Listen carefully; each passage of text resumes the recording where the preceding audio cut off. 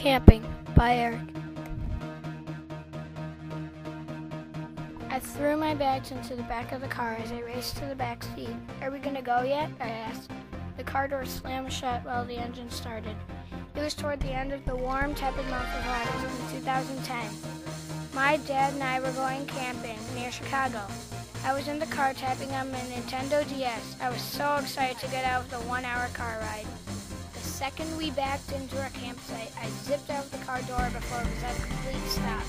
The site had small, chalky white rocks as a driveway, a picnic bench, a fire pit, and an awesome background of trees and wildlife. My dad and I set up our red and gray tent. We pounded the stakes into the soft, grassy ground. After unpacking our load, we switched turns into the tent, getting our swimsuits on. We took off biking over to the warm, sandy beach. Turning this way and that way, we were dead lost. With the steaming hot, glowing sun beating down on us, I hid behind a dumpster for shade. Nevertheless, we still couldn't find our way. Finally, my dad pulled out a map, and we found the right way to go, and we were off. Although I could feel the cool, windy breeze rushing into my face, I raced to the beach, panting like a dog as my bike tires swerved on the black pavement road. We had finally reached the beach, so I darted towards the water. The cool water made me want to live in there. It felt so good. My dad walked in, following after me, holding a frisbee in his left hand. He tossed the frisbee for a while and took off for the long 3-mile bike ride back to our campsite and enjoyed the rest of our day. It's 8 o'clock at night, and we start and light our campfire. We eat marshmallows and s'mores. It was so good. I stretched my arms out at 6:30 in the morning. I woke up from a good night's sleep. The sun had just begun to rise. My dad isn't up yet, so I unzip the tent door and creep out silently. I can see all the dew on the tent and the trees. It's bitter cold outside, but I didn't care. I wish my dad were up so I could eat. I was starving. But at about 7 o'clock, my dad was finally up. We eat breakfast and get ready for the rest of our day.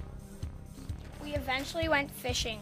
We took our bikes again, but it was really tiring. We went early morning because it's cold and quiet. When we arrived, we stepped onto the brown, wooden, creaky fishing pier. We pulled out our lines as well as set up our bait. We cast out our lines. They silently plopped into the calm water. When we started to slowly reel in, we could see small bluegill fish right next to the dock. We didn't want to catch them because they were too small. We couldn't catch anything at all, so we grabbed our gear and went over to the boat launch, which was also a fishing area.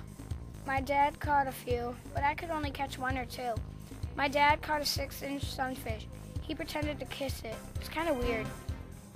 I was so impatient that I wanted to dive into the water and grab a fish with my bare hands. My dad went back over to the fishing pier to grab our bikes, but I continued fishing. I waited and waited and waited with my line full of slack until my line went perfectly straight. I got a bite. I yanked and cranked, shouting for my dad. He raced over on my bike. It looked so small on him. I jerked up the fish just as he slammed the brakes and hopped off the bike. I had caught a smallmouth bass. It was green and slippery. The bass was about 11 inches long. It was my very first bass. I could see the sharp silver hook pierced into its cheek. My dad took a picture of the bass and I looked at it once more and tossed it back into the water. Splash. We fished for a little bit more, but I still couldn't believe I caught my very first bass.